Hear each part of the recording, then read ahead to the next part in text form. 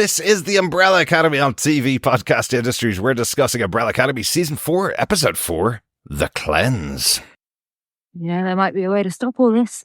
The answer is no, man. Hey, you didn't even let me ask the question. Because I know I'm going to hate it. So why waste the oxygen? Why don't we use that little time choo-choo of yours, go back in time, and stop the coming Armageddon? How would that work? Well, we travel back to the original Jennifer incident to stop your Ben from ever touching that Jen. Lila, if you recall, we almost got our heads blown off. All right? Plus, it would never work without a briefcase. Stop being such a baby. It's worth a shot. Clearly the rules are different this time, and maybe we don't even need a briefcase.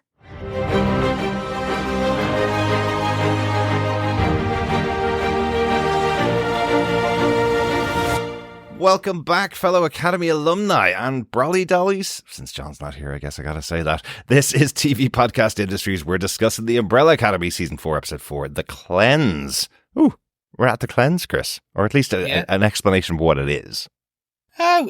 Based on the explosive coitus that is happening at the end of this episode, we may be at the cleanse. I did write it down as apocalyptic coitus in my description. So yeah, we're on the same page. Hey, if you're gonna go, it's not a bad way to go. Well, maybe for everybody else it is. They don't get to experience it, do they? But you've already heard him. My co-host Chris is here with me. I'm Derek, your other host for Umbrella Academy. We are missing John, and unfortunately I think at this stage we're probably not going to get John back for the final season of Umbrella Academy, but I can assure you he has been really enjoying these characters back on screen again for one final season. Just unfortunately he's not able to get up and join us for this one. Yes. No, unfortunately, he was bitten by a snake and is down with the snake bite. I've decided now, because he's not around for a while, I'm going to introduce weird and wacky reasons he's no longer with us. Just like, he was bitten by a snake, and then later this episode, who knows, he may have met Paco walking down the street and got knocked in the back of the head, and that's why. Well, it's better than the real reason. He just picked up the cat and put the cat back down, and that was it. Threw it back out. Yep. And your cat's not that big. Not at all. Not at all. I was saying to Chris off air that he went to his physio who he used 12 years ago when the same thing happened, and the physio said to him that they use him as an example of how backs can just go out without anything happening, because the last time it happened he picked up a cereal bowl and that threw his back out. So yeah, just be careful of your backs, people. They can throw you out and throw you off for weeks on end. Yep. Or you can just be like me and have a really heavy kid. And that would just be the way that you train your back into just being one singular muscle, just pain and fun and games. Have a hefty boy. There you go. Chris, I think we should have John babysit Miles more often. That could have straightened his back. I'm so down for that. There's so many films I want to see. It's its own podcast at this point. Stuff Chris has missed and really wants to watch. Yeah. Legally. Yeah. Maybe we should just get Chris's opinions on movies he hasn't seen as a new podcast. What do you think that movie could have been like, Chris, if you got to see it in the cinema? Yeah. It's just, or what I think this film is about, based just solely on the trailer and people's reactions. That'd be good. Yeah.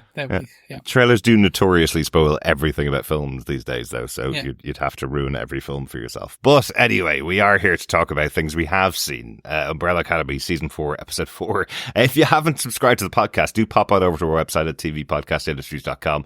You can find our podcast up there. We have the Umbrella Academy podcast with every episode of Umbrella Academy that we've covered so far, and the rest of these episodes, of course. And we have our TV Podcast Industries podcast, which has every other show that we've covered.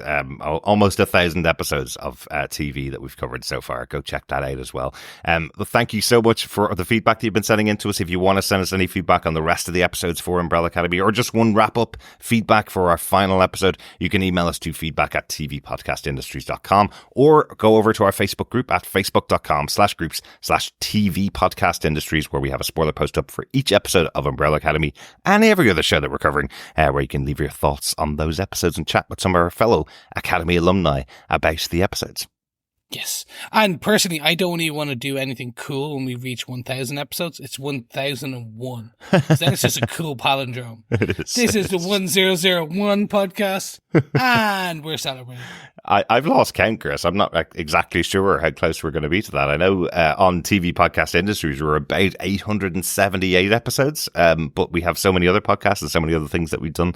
I can't nail it exactly when we're going to hit that, but we'll celebrate it some way, yes. I'm sure. Yes, exactly. Of course we will. But we're not here to talk about our celebrations. We're here to talk about the cleanse.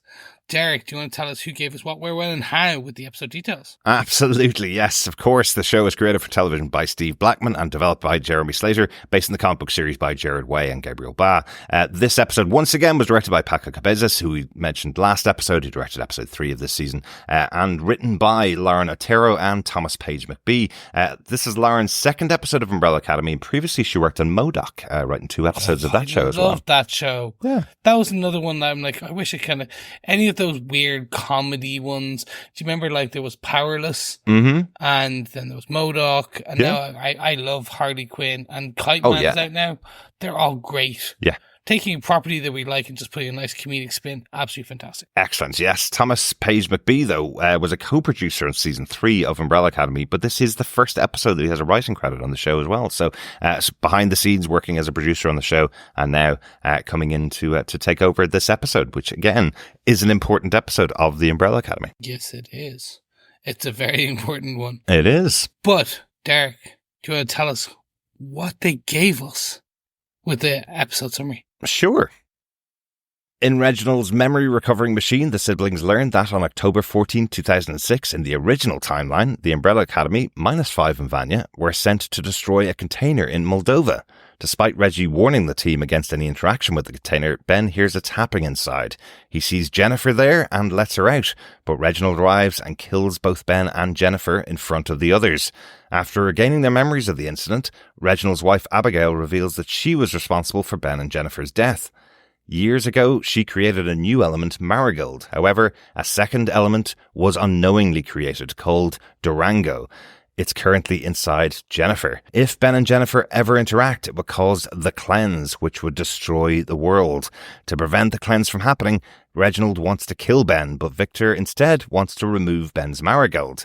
Five and Lila try to find the original timeline to prevent original Ben's death, but get lost in the timeline-travelling subway system. Meanwhile, Klaus is forced to become a medium and prostitute for Quinn in order to pay off his debts. He manages to escape Quinn's building and finds a bag of money in the grave of one of his clients. When she comes to retrieve it, Quinn and his biker gang also come to claim the money, but a standoff between the two groups leaves everyone but Quinn and Klaus dead.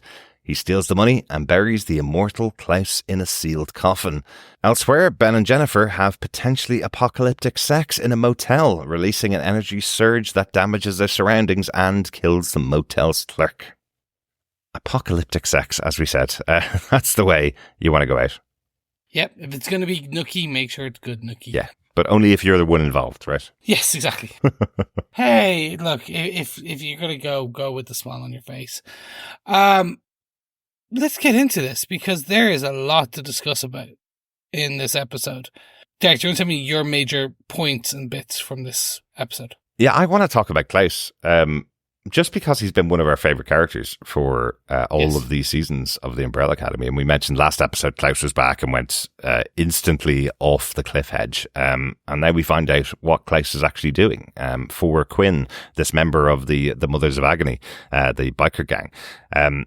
Quinn has found that the mix of Klaus being able to channel spirits and ghosts from beyond the grave, and him also not dying, are a perfect recipe for him to be used to, I guess, channel ghost sex for whoever wants to pay the money for it, right? Yeah, pretty much. Ghost prostitute. What a way to go off the deep end for Klaus. I did enjoy this. It just straight away played into old school Klaus, the junkie, the one that Robert Sheen plays, character, I should say. He plays so well. He is that aloof, weird mate that you've always had in college who had a bit too much weed and or other things and just wanted to talk about that time he tried ayahuasca in a tent in the middle of the Mojave Desert. And you're like, Okay. Sure. It was life-changing. Sure. You're still going to owe me money because I gave you money and now you owe me money. And he's like, oh, but like, it's just so very much like he is that junkie now. Mm-hmm. But again, unfortunately, the character we enjoy is that junkie. So now you understand why they took that shortcut. Well, yeah. Last episode to get to this point, to get to that. This is the fun that you can have with Robert Sheen in the last season in that character. And they'll give him the redemption, assuming he survives. The thing to remember is he's immortal. Well, yes. So at the moment, he's just going to keep the assumption dying in when he runs out of oxygen, which is the Deadpool death. Well, yeah, like it's pretty awful, isn't it? There's one interesting note that's on IMDb, in IMDb trivia, which I always check for the episodes after they've aired, which is this is the third time that Robert Sheen has been buried alive, which he gets buried alive at the end of the episode because he was buried back in season 1 as Klaus, but also when he played Nathan back on The Misfits, who was also an immortal character. He got buried alive as well. So this is the punishment for anybody that can live forever, that they get buried underground. People always say that that's one of the things that terrifies them the most, the idea of being buried alive. Being buried alive and being immortal is way worse than being buried alive and just running out of air. If you're living forever underground, stuck in a coffin, that must be even more terrifying. So it is something that happens to immortal characters. But I must say I really liked the scene where he was dealing with the client who was trying to find out where all of the money that her now dead husband had left behind. But she initially uses it as a way to have sex with her dead husband and then comes back the following day to find out where the money's from. There's just a great interaction between Robert Sheehan and the client there. I loved when she's like, his name's Richard, but he prefers Dick. And Robert Sheehan replies with, well, don't we all? Because as we know, the character of Klaus is, of course, bisexual and has had long relationships in the past with guys. So I thought that was a great little moment between the two of them. But he also takes her idea of finding out where the money is from beyond the grave and tries to do it for himself, right? He gets the flashes, tries to send her off on a completely different path, saying that her dead husband, Dick, has left it in a bank vault, and goes off to dig it up for himself. And it turns out, well, she knows her dead husband, and he would never have trusted banks with his money. So it's buried with his greyhound, with his prized greyhound. So she knows exactly where it is.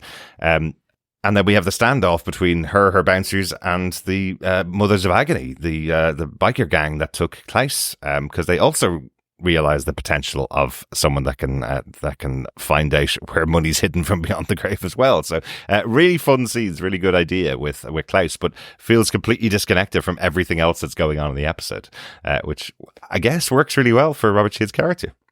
It does, because again, like, he is that irreverent in the face of danger character. Yeah. And he's not a team player either. No. And I kind of, again, I have vague memories of the comics. I have read all the comics at this stage, but I have vague memories of the comics that Klaus is that character that doesn't fit in with the rest of the Umbrella Academy and does go off on his own adventures quite often. So, yeah. And don't forget, he was a cult leader in season 2 as well. Yeah, and this sounds absolutely terrible that I didn't get the joke back in season 2 that his cult was called Destiny's Children. I didn't get the joke that, of course, he would know Beyonce was in Destiny's Child in the 90s, but none of the people in his cult would know that he was referencing Beyonce. I only got that quite recently. There you go. But for me, it's just he had character growth last season, and they really just stripped a lot of that away very quickly back to OG Klaus. I actually do feel that this season they're taking some of them back and some of them forwards depending on the episodes. And I'm just hoping we at least still get the more adult, family forward Klaus as long as he survives, he's going to survive. It's close. Yeah. They're not going to, like, again, he's immortal. They can't, the only reason I'm like, he's not going to die is because they nearly killed him before. Yeah.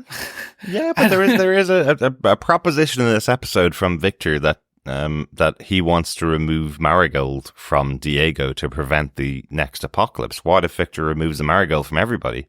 That means that Klaus loses his superpower, which is basically being alive at this stage. Yes, he's immortal with the superpower, but all it takes is one truck to hit him, and that's the end of Klaus. So I don't know whether this could be the way you say goodbye to all these characters is at the end of the season, they're all gone. Yep, no, all very valid. But we don't want to lose. I don't think we will. But knowing that the show isn't going to have a fifth season, that could be a way that you could have the characters die at the end of the season. Yeah, no, I agree. Yeah. But really enjoyed those moments with Klaus. Chris, what about yourself? What's your big moment from season 4, episode 4? For me, I'm going to talk about the Alpha, the Omega, the Nookie that could destroy the world. I'm going to talk about Ben and Jen because we've had some ideas about what this has been about. So, and again, the big flashback for this episode is the Jennifer incident. Mm-hmm. They go on a mission. Jennifer is the thing that killed Ben back in the OG timeline. Yeah. So she has been around from the beginning. Yes. And it's a fun rewrite of history. So this is something I think is interesting. And again, I say rewrite of history. It's not really in that it's, I want to say retcon, but it's not even a retcon because we never knew really what happened to Ben, right? Yeah. And it's never been discussed. Absolutely. But I think it's a reveal that if you had a Vastus in season 3, it wouldn't have been this. You know what I mean? So it is the origin for Ben's death being written into season 4. And it shows that this Alpha Omega, yin yang, the good and the bad, the positive and the negative, protons, electrons, has existed since the beginning. Well, since 2006, yeah. It's interesting, and since the beginning, what we hear from Abigail is that when she created the Marigold, this other particle was created, which went inside of Jennifer. But interestingly, I think you speculated earlier on in the season whether Jennifer is just the opposite version of Ben, and she's not just the opposite version of Ben. At least as Abigail describes it, she is more powerful than all of the Umbrella Academy combined. I did look it up because I always got the number wrong. It's 43 children that were born on the same day at the same time from the Marigold. It seems like here what they're saying is Marigold created 43 kids. Jennifer is the only person created with Durango inside of it. This completely opposing force to Marigold, which is more powerful than all of Marigold together. So she's not exactly the opposite of Ben, but she's the opposite of the entirety of the Umbrella Academy and the entirety of all 43 kids, right? So that's massive. Yeah, and again, I thought it was, my theory was more that she was the Ben from this timeline. I literally I posited like the whole thing of you can't have the same thing occupying the same space in a multiversal type thing. So I was going, that's why when they touched it was that piece. I have to say I do like this difference. I think they need to explain somewhat, because what I wonder is if one of the other Umbrella Academy touched Jennifer, do they too then interact with the Marigold and the Durango, and is that also an issue? Yeah. Or is it just something special about Ben and Jen? It's an interesting point, because it was Ben that touched her during the original incident, and then he got killed by Hargreaves, and then we saw Ben touch her during the accident, and now we see him touch her again at the end of the episode, and they exploded. They are explosive together. Why is it that Ben's drawn? But we did have that moment with Cy Grossman last episode when he was talking to Ben, and he was saying there's something about her, isn't there? There's something about her that's drawn to Jennifer. There's something about her as a person that draws you towards her. So I don't know whether we'll see that. We probably will. I presume we'll see Jennifer interact with other members of the Umbrella Academy towards the end of the season. But so far it has been just Ben that's had that attraction and connection with her.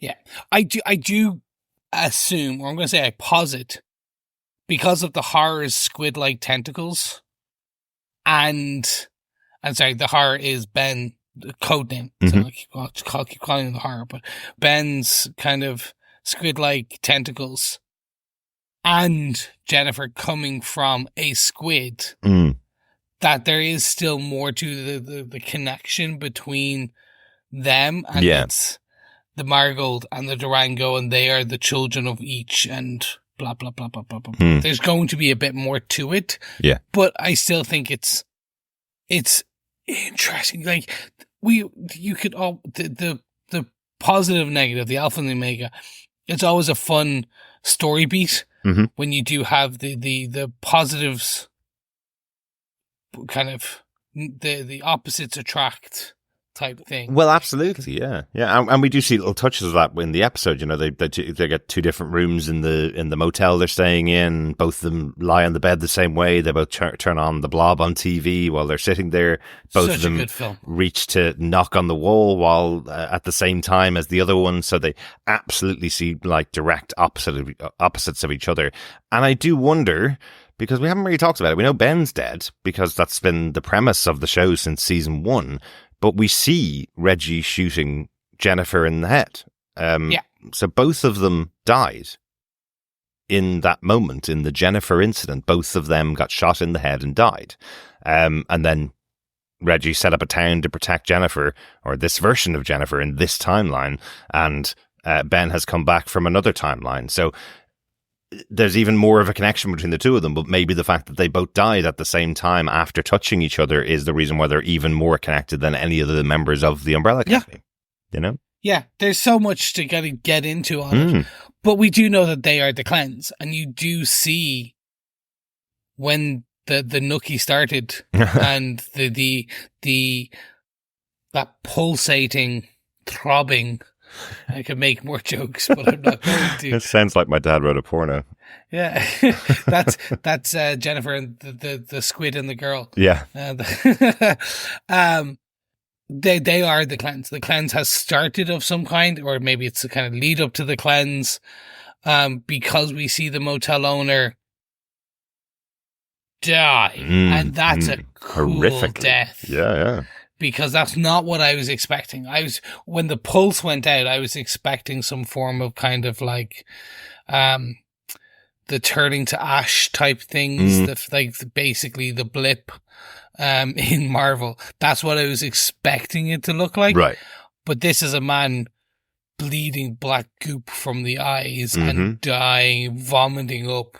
And I was like, oh yeah, this is the Umbrella Academy. This is going to be gross and violent. It is. They're leaning into it. It is, absolutely. It does look pretty brutal, and you can kind of see why everybody wants to not see the Cleanse happen. If this is what's happening in the local area when the two of them touch for a couple of seconds at the end of the episode, what's going to happen to the rest of the world? They say the Cleanse is going to deal that damage around the world. So yeah, I can kind of see why people want to stop that. But we do get the other kind of bits that happen in the episode. We do get loads of different plans of how to stop the Cleanse. You know, you mentioned before, Chris, that one of the big things that's different about season 4 of the Umbrella Academy, the final season here, is that we usually start with the apocalypse and work backwards for the rest of the episodes are about how you stop the apocalypse. We're now in the 4th episode of 6 episodes of the show. We've seen the Cleanse only now and only the start of it. And now we have to work back and have all the characters work out how to stop the Cleanse from happening. In this episode, we get Reggie getting a gun and going, right, I'm going to blow the head off Ben, because if Ben's dead, then the Cleanse won't happen, right? That's his plan. We get Victor going, well, I'll pull the Marigold out of Ben so that he won't have the powers. And if he doesn't have the powers, then he won't be able to interact and there won't be the Cleanse. And then we get the other plan from Lila and Five. I think it's really just because Lila thinks the timeline traveling train is awesome. So their plan is that they're going to travel back somehow to the original timeline and stop Ben from interacting with Jennifer originally back when she arrived, or when they were sent on a mission to kill Jennifer. I did love that arc of the episode. I really loved the idea of them going back in time. We saw the flashback to 2006 at the beginning of the episode, and then we see them going back through the original 5 apocalypse timeline. They try to jump back in time. They try to use 5's jumping power to go back in time to 2006, and they arrive back on the day of the mission. He got it all right, but it turns out it is actually a different timeline. That's a timeline where the Sparrow Academy and the Umbrella Academy were one and the same. There was a group formed of members of the Sparrow Academy and members of the Umbrella Academy, and they're all going out in a mission. So they aren't in the right timeline to stop this interaction of Ben and Jennifer, because Ben, it doesn't exist in this grouping of the two Umbrella Academy and Sparrow Academy.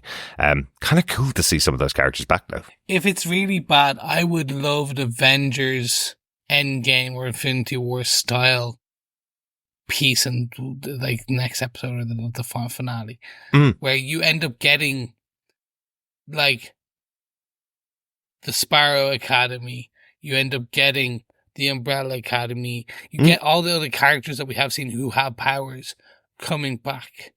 And you get, say, for example, Kate Walsh, who was the handler in like season 1, coming back from the commission. You get Mary J. Blige coming back. Chacha and Hazel, yeah, we've seen the mask. You know, maybe we'll see them back. It'll be kind of cool to wrap up the show with all the appearances of all the characters coming together in the final episode of the season. That would be kind of cool. Because, again, the only cool thing is now, and I say the only cool thing, but the ability here is with Five's power. Yeah.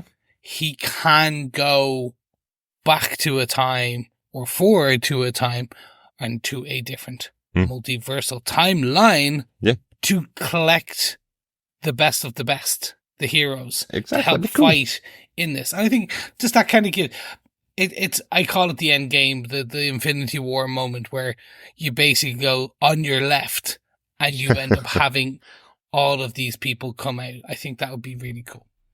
It would be awesome. I'm not sure if it's going to happen. Oh, God, no. I don't know if we can get Mary J. Blige back. But at least here it was cool to see some of the Sparrow Academy members in their younger forms joining up with some of the Umbrella Academy. You know, I love just those other versions of timelines. I think it's a cool idea. It's something that was played with a lot with Loki, the Marvel TV show that we watched as well, where you know, you're traveling around. What's the one slight variation of this timeline that makes it so different from another one?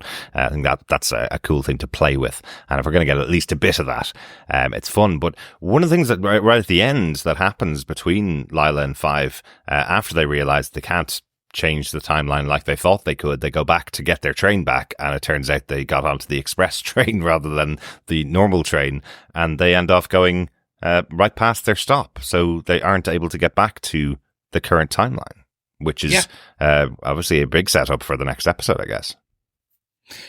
And I think that's going to get interesting, because what we have seen is what happened. Five, like our introduction to Five was the 60-year-old man. Yeah.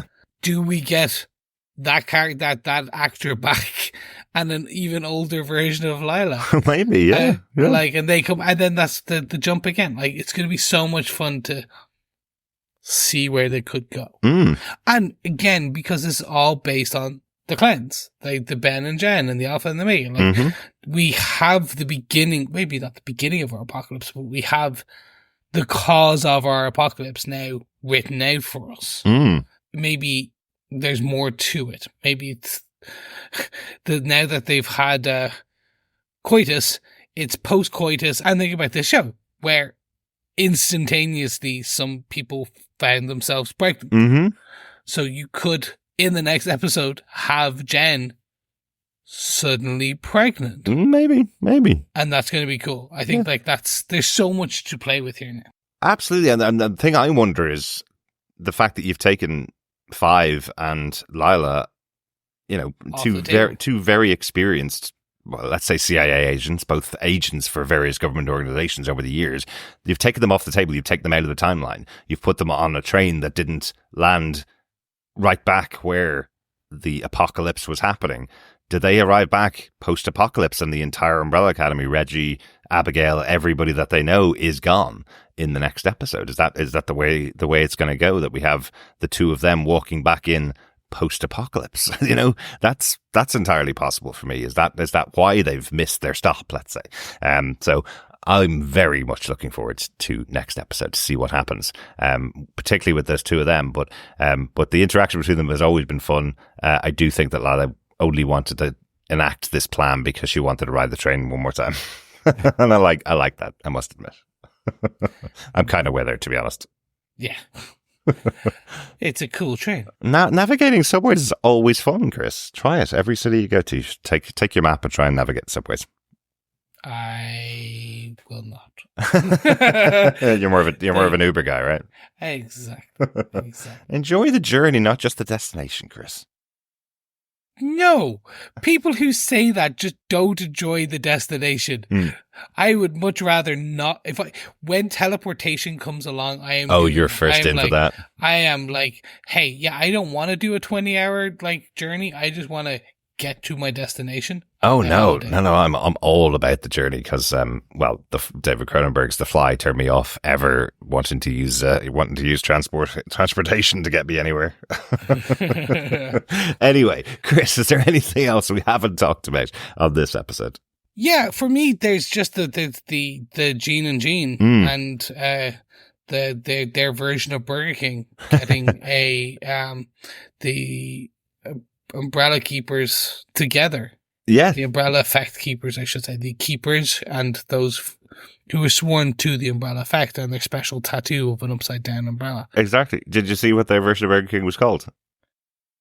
King Reggie's? It was King Reggie's, yes, with Reginald's Hargreaves face on the front of it. So he definitely set himself up in this timeline with everything. Yeah.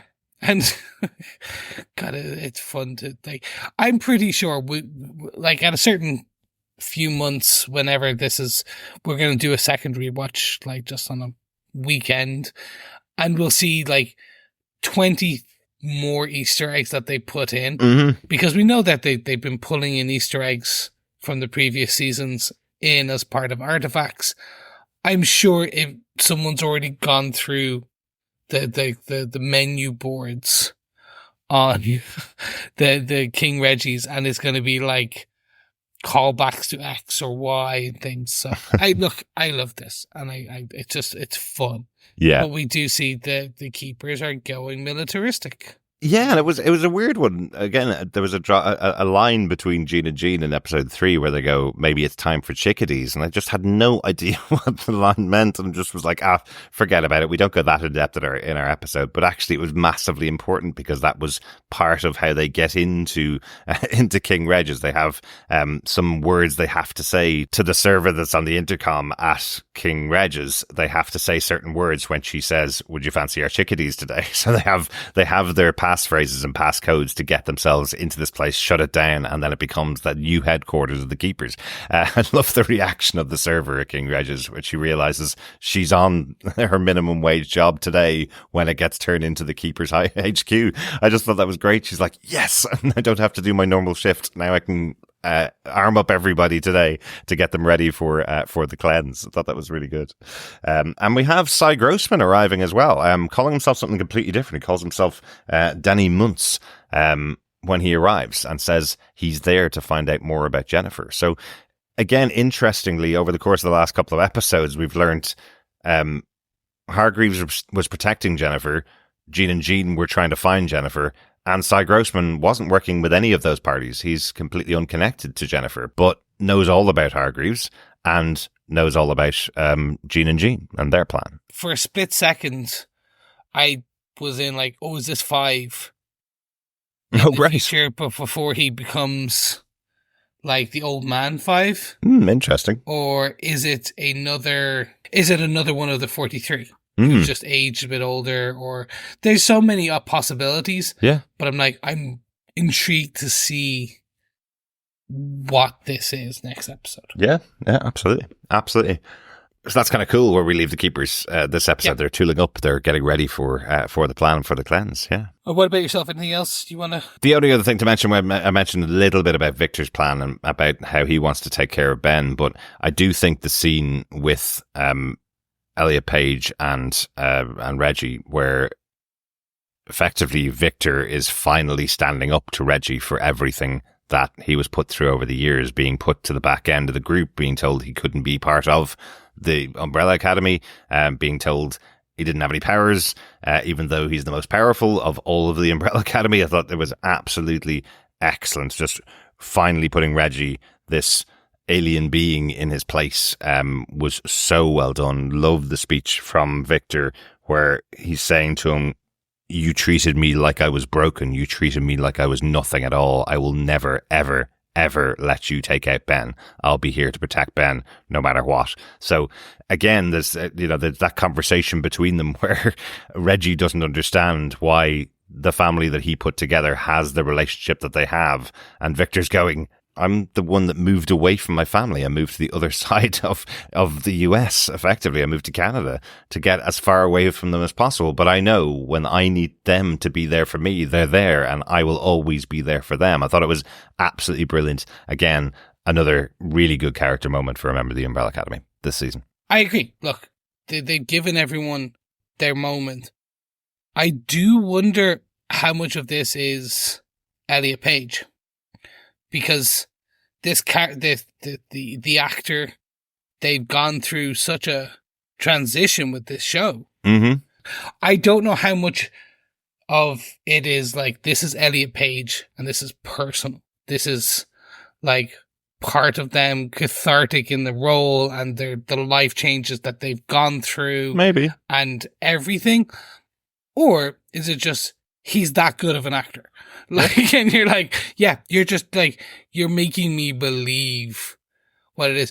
And the reason I say that is because, like, you don't know, I haven't read, so I don't know, but there are probably, when people decide to transition, there are people in the world who maybe aren't the nicest people in the world. Oh, man. Yeah, I didn't even want to get into this on the Umbrella Academy podcast, but I'll say it right now. I'm absolutely disgusted by some of the people that comment on any post about Umbrella Academy post season 3 or from post season 2. It's just absolutely horrible. If Elliot Page sees half of the comments that I see as a fan of the show, I would never be on social media again. Like, I see them and I want to cut off anybody who's a part of that side of the Umbrella Academy fandom. I never want to hear from them again. But if I was in the limelight of that, like Elliot Page is, I'd never want to be in the internet. I'd never want to set foot outside my door. The people are absolutely despicable what their opinion is of Elliot Page as a human being.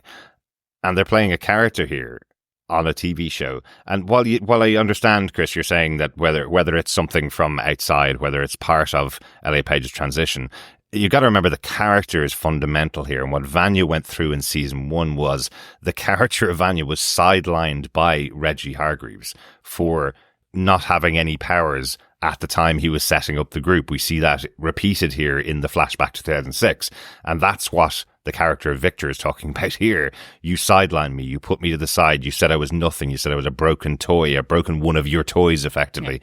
That's being what's being channeled, being less than everything else. So while Elliot may be channeling parts of what's gone on in his life outside of the show, it's fundamental to the character of Victor and Vanya and what they went through. That's what caused the first apocalypse, was her being sidelined in the first season by Reginald Hargreaves. And finally, Victor is having that conversation with Reggie in this episode. So, but as I say, I didn't want to talk about it on the podcast for Umbrella Academy, but some of the so-called, well, let's call them just viewers of the show. Some of them were absolutely vile about a human being, and I never want to hear from them again. That's one of the reasons I'm probably quite glad that Umbrella Academy is finishing with season 4, so maybe Elliot Page can move on and have the life that he deserves. Damn right. Here. There you go. You did the right thing. But with that, let's talk about what our final thoughts on this episode. I'm going to go first. Mm-hmm. I love this. This starting to really answer what my questions were. And again, I had questions because I was like, where is this going? Like, how much more? I enjoy what they're putting together here. And I enjoy how they're putting the characters together. Again, we talked about every episode, and I don't want to go like a broken record, but this show is the characters. Absolutely. It is. It's not the setting is the plot is secondary almost in that, like the apocalypse is secondary because it's about this family. You said that last episode, and I'm now more and more just kind of starting to agree because it really is. I could watch them read the phone book and discuss the phone book and get deep in on the phone book. Because it is who they are. And I just want to see more. But we're down to like the final 2 episodes. The cleanse has potentially started. Yeah. The team is disrupted and distributed. So it's now down to, cool, how do you bring everyone back together? And how do we get that payoff at the end? And I think they'll do it. I just want to see how they do it. Exactly. Yeah, I'm pretty confident that we're going to get a good ending for the characters for the show. Yeah. It is sad, of course, that we're only going to get 6 episodes of the show, but I did enjoy this one. I think what's going on in the show has been really good fun. Pairing all of the individual characters, the way they've been pairing them has been really good. As I say, love Klaus. I love that they gave Klaus his moment of being the true Klaus in here. But also love the pairing of Lila and Five. Loved it back in season 3. Love it here in this episode where they go off on their timeline jumping mission to try and stop Ben before everything happens. I think that's a fun moment as well. So looking forward to how the season's going to finish out. But really enjoyed this episode. Agreed. But you know who else also enjoyed this episode? Our fellow Brolly Dollies. They enjoyed it because you know what we got? We got feedback in our messages from the future section. Absolutely. Yeah, we got some Facebook feedback in from Dr. Bob Phillips. Chris, do you want to read it? Yes. Dr. Bob had this to say. Did anyone else feel this was a bit rushed? The flashback story plotting into the main umbrella thread worked well. Though I was a bit sad to see the anti-marigold particles weren't bogans. But I really want to see more time in the subway and Lila working through her marriage. Perhaps that this was just the setting up of the dominoes for the last only 2 episodes. Yes, Dr. Bob, only 2 episodes. It is crazy, and I can't believe that. We've already said that. In terms of the rushed, yes and no. We've kind of I talked about this more last episode. I felt like the characters, like Klaus was rushed. They seemingly paid off Klaus being rushed. So I'm assuming some of the Lila 5 stuff being what you may be feeling rushed will probably pay off the next episode. Yeah, they seem to be kind of like, hey, we need to get this character to point C. So we're going to rush past point B straight to C because that's where they're going to get their flowers. Right. And I'm okay with that, personally. Yeah. And I suppose also with a time-traveling, time-jumping show, you can always go back to point B later if you feel like it's really important to go back there. Just move back to point B, maybe go to point F first and then pop on back to point D. It's one of those things. I'm really glad we have these characters back for 6 episodes. I know most people watch these episodes back to back to back, all 6 episodes, so they'll understand the payoff for the characters. We're watching them one at a time, and sometimes the next episode solve some of the things that may feel rushed in this episode. But yeah, after watching 10 episode season after 10 episode season, some of the things that in the past we would have felt they were a bit, let's say, slow and lackadaisical about getting to the main story, they don't have the luxury of that this time. They're not, at least not using the luxury of it this time. They are rushing through some things that they may have spent 10, 15 minutes of Lila and Five having a discussion in a diner, where here it's, no, let's go to the train. Right, we've got to jump to a timeline. Let's got to move here. We got to move there. So yeah, they're probably rushing some things that they may have taken more time to languish in when you had a 10 episode season. But as we said before, this was Steve Blackman's plan for the season, that he was going to do a short final ending to the Umbrella Academy. So let's see how it works out by the end when we get to the 6th episode. Yeah. 2 more hours, man. 2 more hours. Absolutely. I always enjoy spending time with these characters, though. So if you gave us 20 episodes of the characters just sitting around in cafes and diners, making up plans, as long as they're having good conversations, I would enjoy sitting with them as well. So, but thanks so much, Dr. Bob, for your feedback on this episode. Please keep sending in your emails to us and your feedback to us. You can email us to feedback@tvpodcastindustries.com or pop on over to our Facebook group at facebook.com/groups/tvpodcastindustries to share your thoughts on the spoiler posts we have there for each of the episodes that we're covering. We're also, hopefully I say, covering Lord of the Rings, The Rings of Power at the moment as well, the epic show on Prime Video. We'd love to have you join us over there. If you're not subscribed to our main podcast feed, pop on over to tvpodcastindustries.com. You can find our feed there for The Rings of Power, for The Umbrella Academy, and of course for TV Podcast Industries as well. Yes, but we'll be back next time with our discussion of The Umbrella Academy, Season 4, Episode 5, 6 years, 5 months, and 2 days. We had the 6-year time jump at the beginning of the season, so is this just a time jump of 5 months and 2 days? Or this is... another 6 years? Yeah. So it'll be 12 years, 5 months and 2 days. I guess we'll see.